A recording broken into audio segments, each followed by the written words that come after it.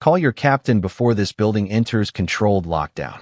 The handcuffs were secured around Special Agent Jordan Hayes' wrists as Officer Eric Dalton led him through the rear hallway of the police station beneath fluorescent lights that hummed like distant machinery. Eric laughed without slowing down. Nobody locks down my station.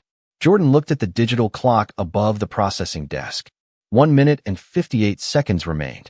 Then watched the clock. 40 minutes earlier, Jordan had been standing near the employee parking lot in plain clothes, waiting for a confidential source connected to Operation Iron Ledger.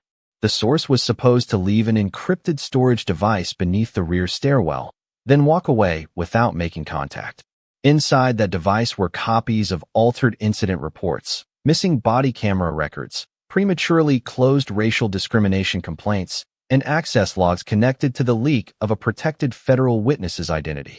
Jordan could not display his full credentials unless necessary because no one knew how many employees inside the station were involved.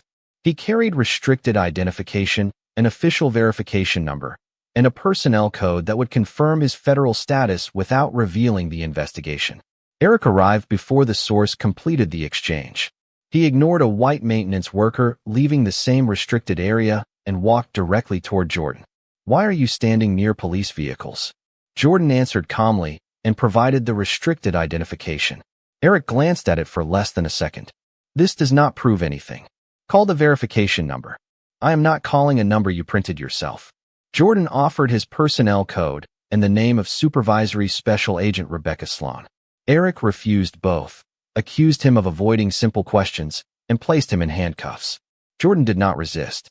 He understood that escalation could expose the source and give anyone inside time to destroy evidence. Now Eric was unknowingly walking the lead agent on Operation Iron Ledger through the center of the station under investigation. Jordan studied everything as they passed. One ceiling camera had no active status light. A records clerk closed a computer window when she saw him. Sergeant Peter Lawson looked toward Jordan, then quickly checked the server access panel beside the evidence corridor. Detective Claire Bennett stood near the processing desk and watched Jordan's eyes move across the room. He was not looking for an exit. He was identifying cameras, secured doors, workstations, and every person who reacted to his arrival. Eric placed him beside an interview room and opened a booking report. Name: Jordan Hayes.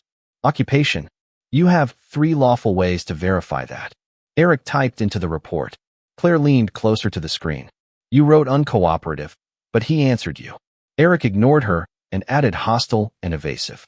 Jordan's voice had never risen. Imagine standing in handcuffs while someone creates a false version of you before making a single call to confirm the truth. Jordan looked at Claire. Detective, use the authenticated station line and call the number on my identification. Eric reached for the card.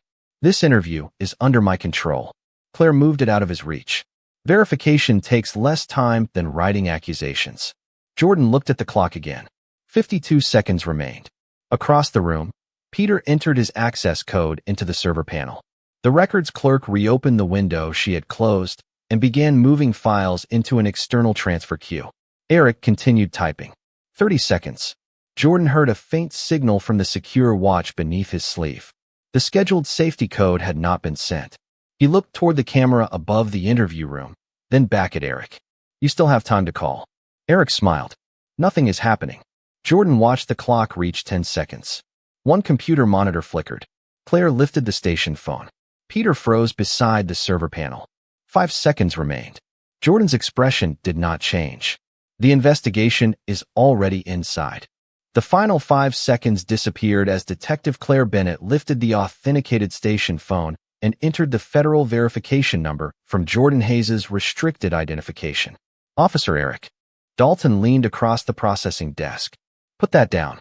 He is already being booked. Claire kept the receiver in her hand. He gave you a verification number, a personnel code, and the name of a federal supervisor.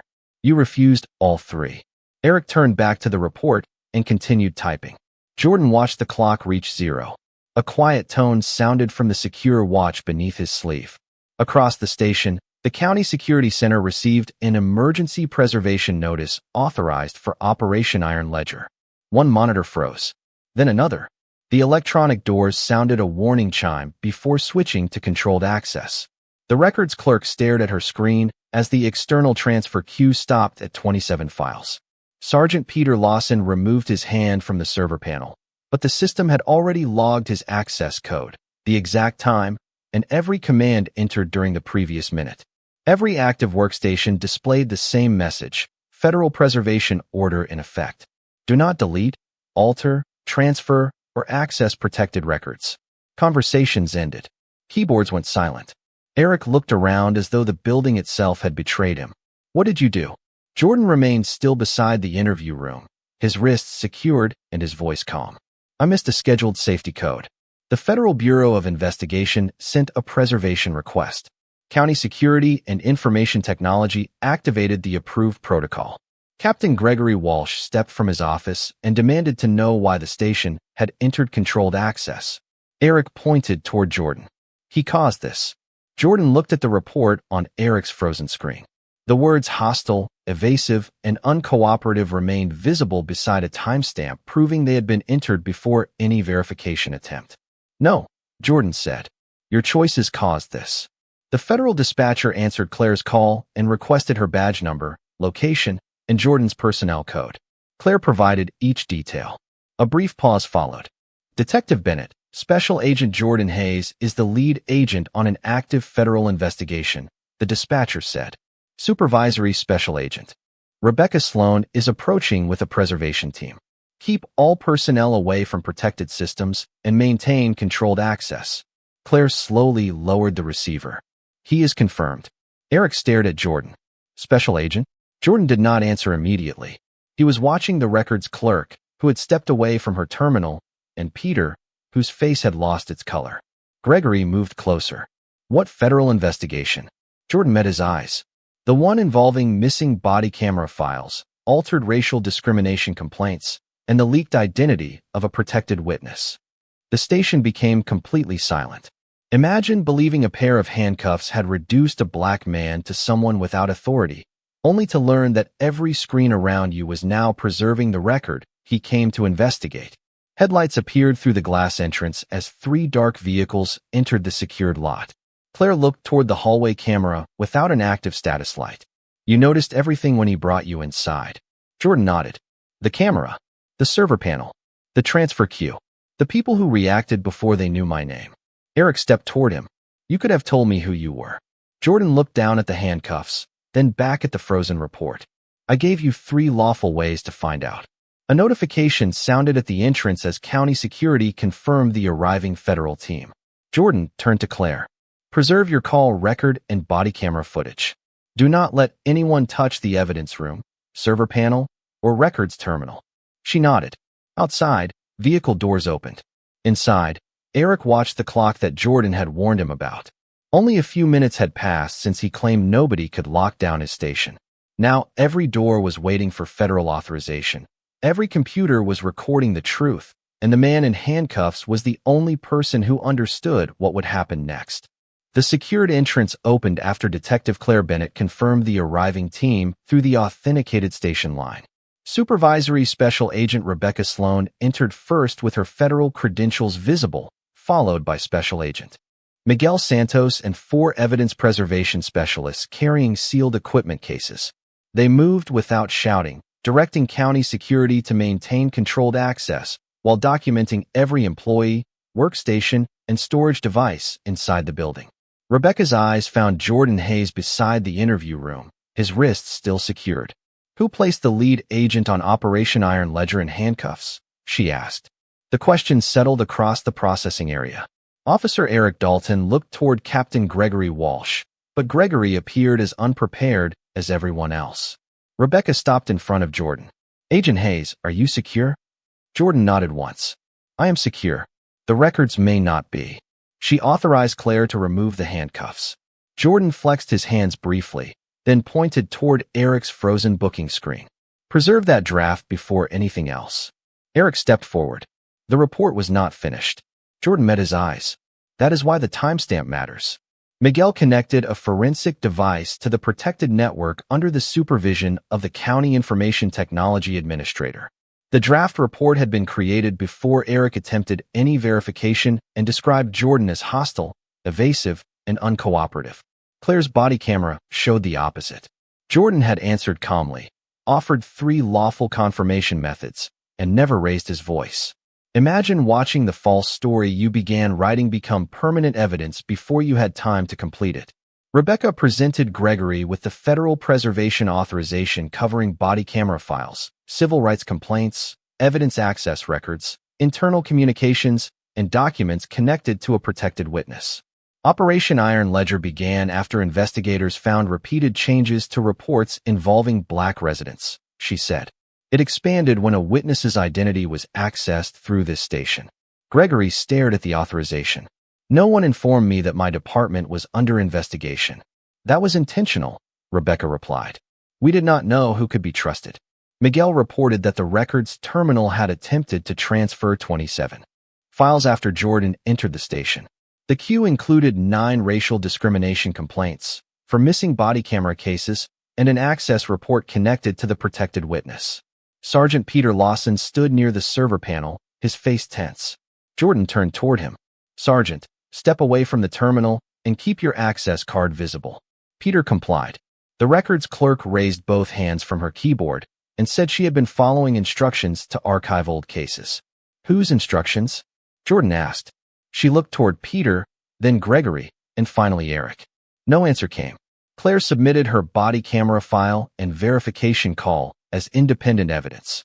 Rebecca ordered every employee to remain at an assigned station while access logs were copied.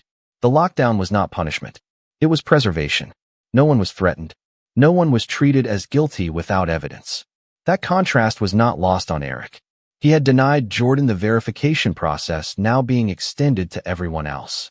Miguel opened the audit history and found that Eric's account had reviewed several of the queued complaints during the previous month. One belonged to a black business owner whose camera footage had vanished 2 days after requesting outside review. Gregory turned toward Eric. Why were you accessing closed complaint files? Eric answered that he had been preparing routine summaries. Jordan looked at the timestamps. Then the audit will show whether the summaries came before or after the evidence disappeared. Eric's confidence faded as the handcuffs were sealed inside an evidence container and his draft report was copied to a federal archive.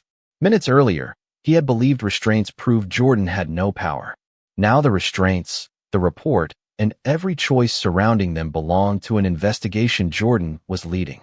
The federal preservation team worked through the night, and each recovered record widened the distance between what the station had reported and what had actually happened.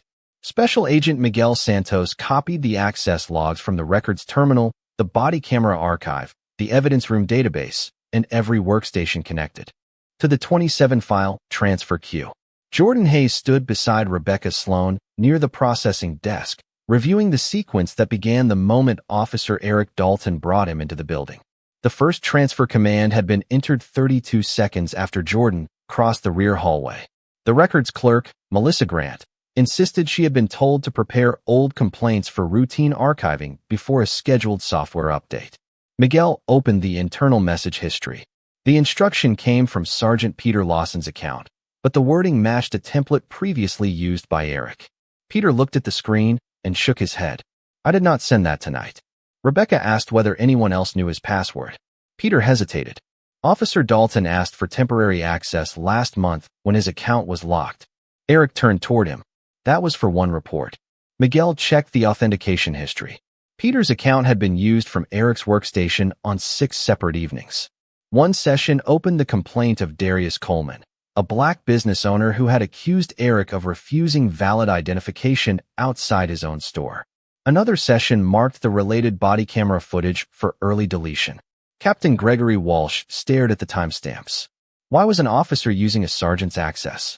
Eric answered that staffing shortages required flexibility. Jordan remained calm. Flexibility does not explain why every affected file involved a complaint against you. Imagine standing inside the building where your written version had always carried more weight than the people you described. Then watching the system return every hidden decision with a date, a time, and a name. Claire Bennett submitted Eric's body camera recording from Jordan's detention. The footage showed Jordan providing restricted identification, a federal verification number, a personnel code, and Rebecca's name. Eric's draft report claimed he refused to identify himself. Gregory read the sentence twice.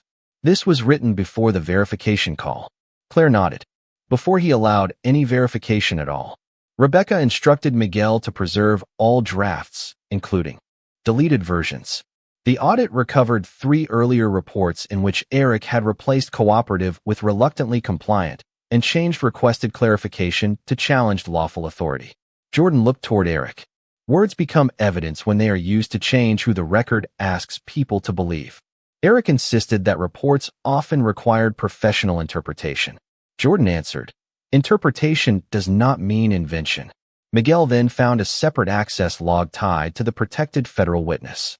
The account had opened the witness file 2 days before the identity appeared in a suspect's communications. The login belonged to Captain Gregory Walsh's administrative profile. Gregory stepped back from the screen. "I never accessed that file." Rebecca's expression did not change. "Then someone used your credentials, or your statement is false. The audit will determine which." The investigation had moved beyond one officer's prejudice. Weak passwords, shared access, altered language, missing footage, and premature complaint closures had created a system where responsibility could disappear behind another person's account. Rebecca relieved Eric of duty pending an independent civil rights investigation and directed Gregory to surrender administrative access until the audit was complete. Jordan did not smile as both men handed over their credentials. He only asked that every complaint involving disputed identification be reopened. The handcuffs had brought him into the station, but the records were now revealing why the station had needed him there. The controlled lockdown ended shortly before sunrise, but the evidence preserved inside the station ensured that the investigation would continue far beyond that night. Special Agent Miguel Santos completed forensic copies of the server records, internal messages, body camera archive, administrative access logs, and every draft report connected to the 27 files in the interrupted transfer queue. Jordan Hayes reviewed the preliminary findings beside Rebecca Sloan, while county technology personnel restored limited systems for emergency public service. 9 complaints involving Black residents had been closed without complete interviews. 4 body camera files had been marked for early deletion. 3 reports had been changed after supervisors approved them, and every revision made the citizen appear less cooperative than the original evidence showed. Captain Gregory Walsh stood near the processing desk without administrative access, watching years of departmental decisions appear in a federal evidence index. He had always described the complaint process as efficient. The audit revealed that efficiency had often meant ending questions before they reached uncomfortable answers. Darius Coleman's case became the clearest example. He had been stopped outside his own business after locking the front door late one evening. Eric Dalton claimed Darius could not prove that he belonged there and described him as argumentative. Dispatch records showed that Darius provided a driver's license, business registration, security code, and tax document within 7 minutes. The missing body camera footage was recovered from a temporary backup folder. It showed Darius speaking calmly and asking why valid proof kept creating new questions instead of ending them. Imagine discovering that a system did not merely misunderstand you, but rewrote your patience as hostility because the officer's version carried more authority than your own voice. Detective Claire Bennett watched the restored recording with Jordan. "The report says he refused to cooperate," she said. Jordan looked at the timestamped footage. "The report says what the officer needed the future to believe." Sergeant Peter Lawson requested a private interview before leaving the station. He admitted that Eric had borrowed his credentials more than once and that Gregory had discouraged supervisors from escalating complaints that might attract outside attention. Peter said he never ordered anyone to delete evidence, but he knew access rules were being ignored. "I thought staying quiet would keep the department stable," he said. Jordan answered, "Silence does not create stability. It only delays the moment when the damage becomes visible." Rebecca issued preservation notices for Gregory's email, personnel account, and supervisory notes. She also directed the county to suspend all complaint closures until an independent review could be established. Eric received formal written notice that he was placed on administrative leave pending a civil rights and misconduct investigation. He stood near the rear exit holding a small box of personal items when Jordan passed him. "You knew this would happen," Eric said. Jordan stopped. "I knew evidence would matter once it was protected. You let me bring you inside." I gave you 3 chances to verify me. You chose the handcuffs. Eric looked away. Jordan did not need to raise his voice.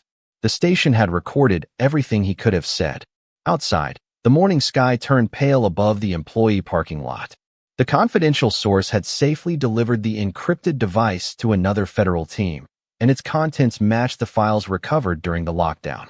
Operation Iron Ledger now had independent proof from inside and outside the department.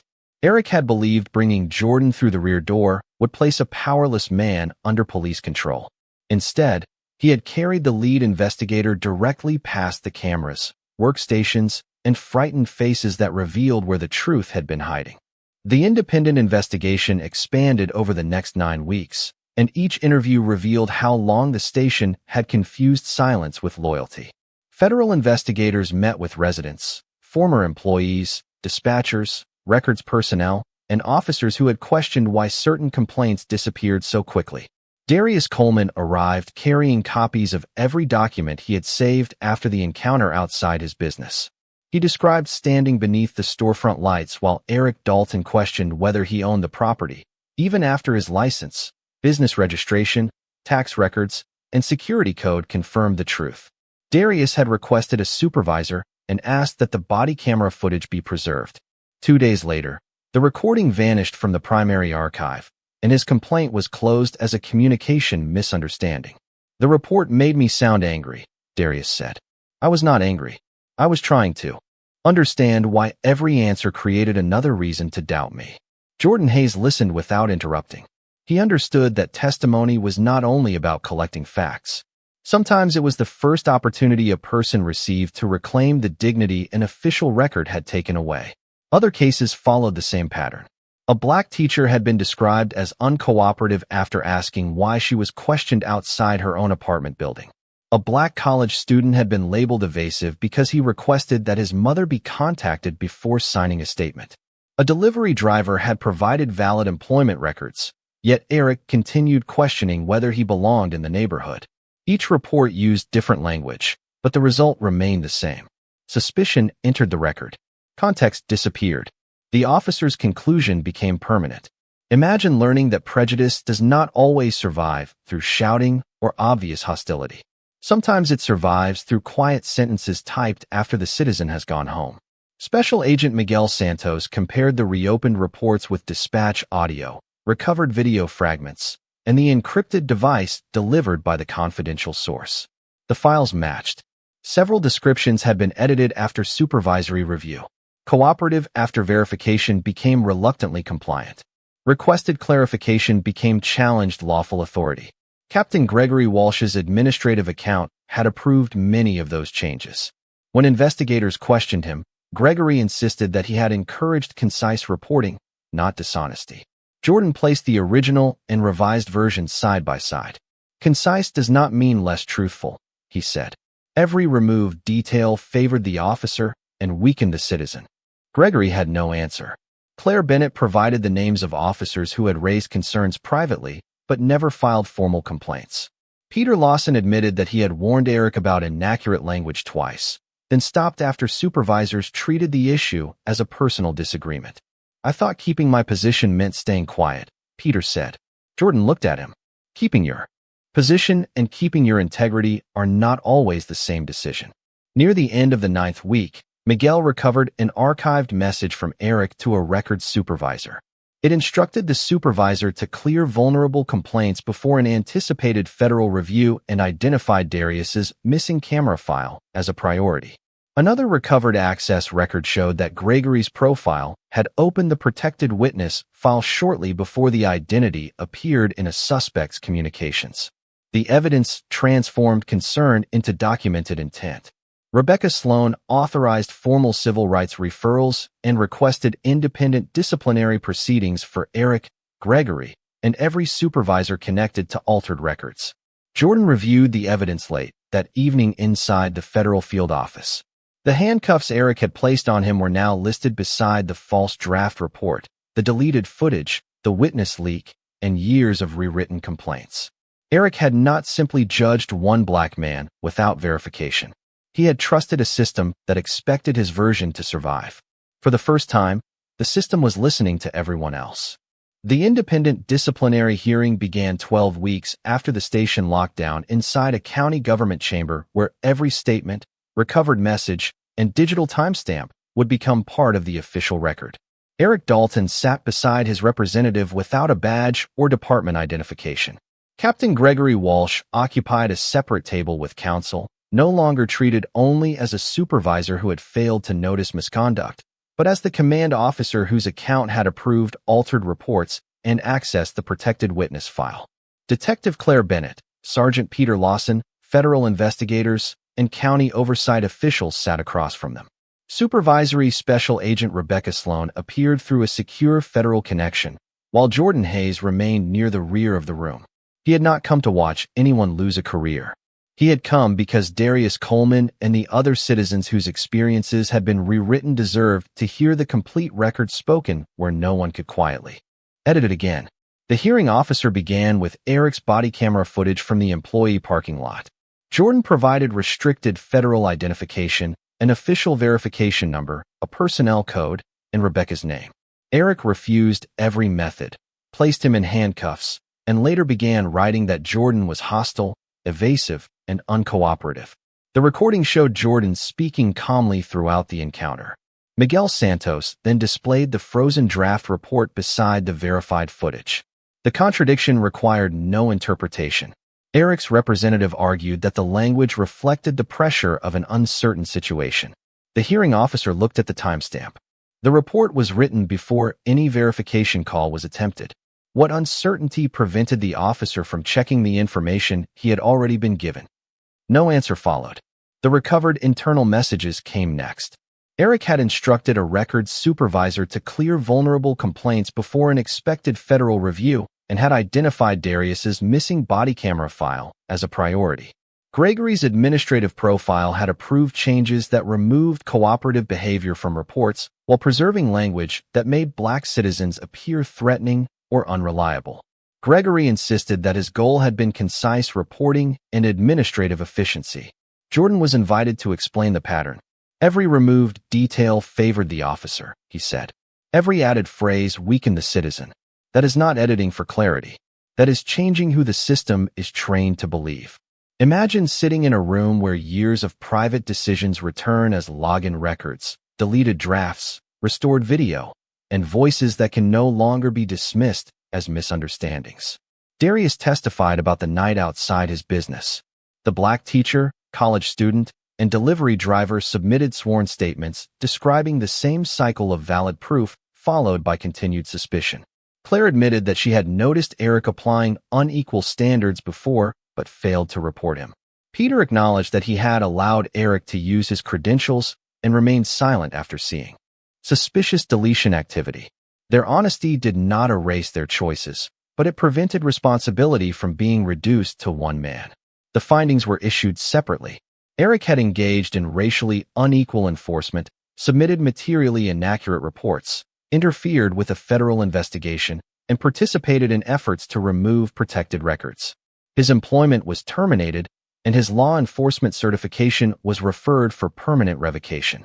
Gregory was removed from command within the county department and referred for further civil rights and administrative review. Several supervisors were placed under investigation. Eric lowered his eyes as the rulings entered the record. Jordan did not celebrate. Outside the chamber, a reporter asked whether the handcuffs had ended Eric's career. Jordan paused. The handcuffs lasted a few minutes, he said. His choices lasted for years. The weeks after the disciplinary hearing forced the county department to confront every complaint it had once dismissed as a misunderstanding. An interim command team placed the internal review system under independent oversight in order to complete examination of cases involving missing footage, disputed identification, altered language, or reports approved through shared credentials. Detective Claire Bennett joined the review as a cooperating witness and departmental liaison. She spent long days comparing body camera recordings with written narratives, often discovering that one changed phrase had transformed the meaning of an entire encounter. A citizen who calmly requested clarification had been described as argumentative. A driver who provided valid documents had been labeled reluctant to cooperate. A resident who asked for a supervisor had been accused of delaying an investigation. Imagine learning that injustice can survive inside ordinary words, not because the truth was absent, but because someone decided which details the future would be allowed to remember. Darius Coleman received written notice that his complaint had been reopened, his original statement restored, and the missing camera footage recovered from the temporary backup archive. He watched the recording beside Jordan Hayes inside a federal interview room. The video showed Darius standing outside his business, answering every question and producing every document Eric Dalton requested. When the footage ended, Darius remained silent for several seconds. "I remembered what happened," he said, "but the report made me wonder whether I had done something wrong." Jordan nodded. "That is what a false record can do. It does not only mislead the public. It teaches the person harmed to doubt his own memory." Sergeant Peter Lawson entered a formal cooperation agreement and provided investigators with archived messages, handwritten notes, and names of employees who had questioned the complaint closures. His decision came late, but it helped recover additional records before ordinary retention schedules removed them permanently. Captain Gregory Walsh resigned from command while the Civil Rights Review remained active. He issued a statement accepting responsibility for weak supervision, but investigators continued examining whether his administrative account had been used with his knowledge to access the protected witness file. Eric appealed his termination and claimed the county had sacrificed him to protect senior officials. The appeal panel reviewed the body camera footage, frozen draft report, internal messages, deleted files, access logs, and federal verification record. The termination was upheld. Several months later, the State Law Enforcement Certification Authority suspended his certification pending final revocation proceedings. Jordan received the notice while reviewing proposed reforms with Rebecca Sloan. The new system required automatic backup of complaint footage, permanent alerts whenever reports were edited after submission, independent review of civil rights allegations, and written justification whenever an officer refused official identity verification. Rebecca asked whether the reforms were enough. Jordan looked through the glass wall at investigators still sorting recovered records. "A policy can stop one method of hiding the truth," he said. "It cannot create courage in the people who see the truth being hidden." Claire later addressed the department during a mandatory accountability briefing. She did not present herself as brave. She admitted that she had noticed Eric applying unequal standards and remained quiet because supervisors respected him. "Silence felt neutral," she said. It was not.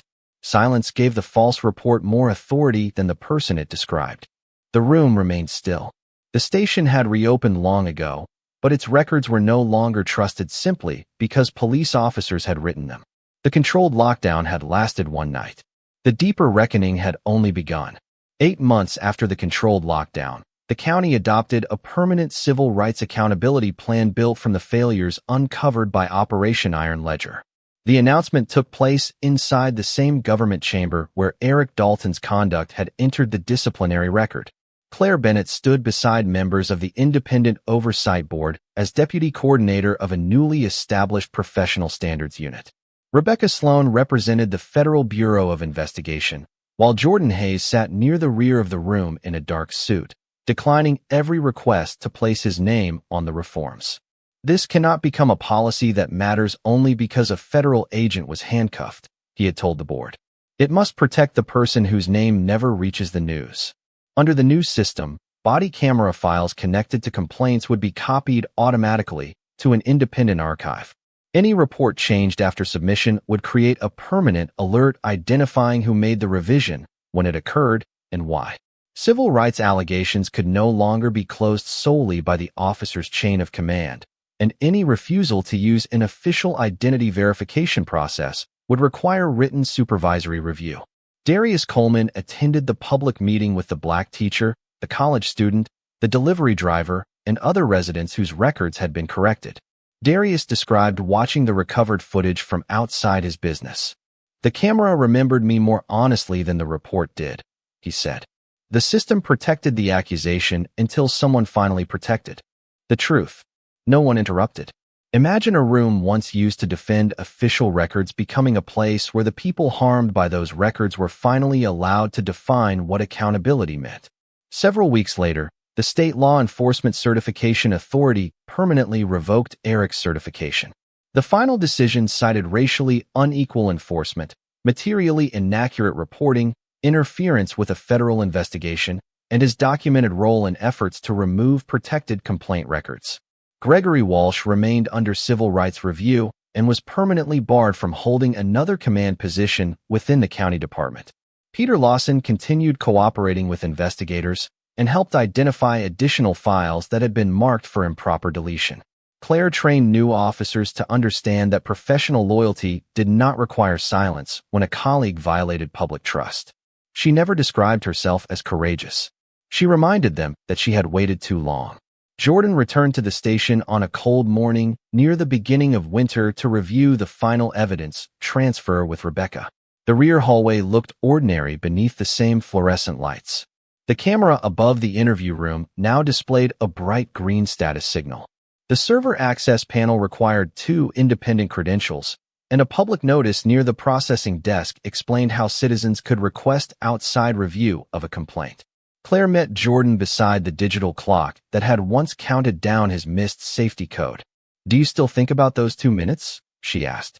Jordan looked toward the interview room where Eric had begun writing a false version of him before making a single verification call. "I think about the people who waited years for the system to count their minutes," he said. Then he handed Rebecca the final signed transfer record and walked toward the exit. The handcuffs had never revealed his authority. The lockdown had never created the truth. Both had only exposed what the station had tried not to see. Eric believed control meant deciding whose story entered the record. Justice arrived when the record finally belonged to the truth.